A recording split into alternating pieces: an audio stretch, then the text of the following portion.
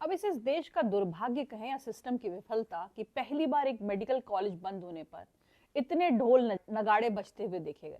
दरअसल माता Vaishno Devi institute of medical excellence की राष्ट्रीय चिकित्सा आयोग ने अचानक मान्यता रद्द कर दी है। और वो इसलिए क्योंकि आयोग ने कॉलेज को न्यूनतम मानकों में विफल पाया। यहाँ करीब 50 एमबीबीएस छात्रों को प्रवेश दिया गया था, जिसमें 42 मुस्लिम छात्र थे जो ज्यादातर कश्मीर से थे, 7 हिंदू छात्र थे जो जम्मू से थे और एक सिख छात्र था। और ये सारे बच्चे एनईटी का टेस्ट देकर आए थे। दक्षिणपंथी संगठनों की संघर्ष समिति ने इसका विरोध किया और मांग की कि सीटें केवल हिंदू छात्रों के लिए ही आरक्षित हों।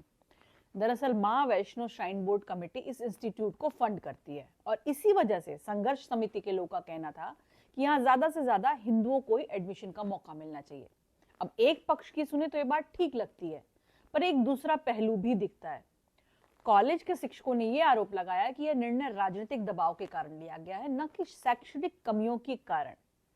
अब आप यहाँ के चीफ मिनिस्टर ओमर अब्दुल्ला को भी सुनिए। सीधा कहिए ना अब कि माता वैष्णो देवी यूनिवर्सिटी और माता वैष्णो देवी अस्पताल। आप यूनिवर्सिटी को अस्पताल से अलग क्यों कर रहे हैं? फिर अस्पताल में भी कहिए ना कि ये माता वैष्णो देवी के चंदे का पैसे का अस्पताल है, इसमें मुसलमानों को या गैर हिंदुओं को इलाज नहीं दिया जाएगा। कहिए हम वहां इलाज को है कराना बंद करेंगे।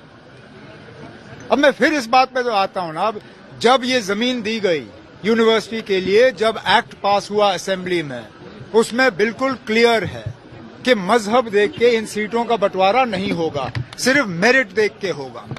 अब मेरिट में अगर कुछ बच्चे पीछे रह गए और कुछ आगे निकले तो ये किसका कसूर है?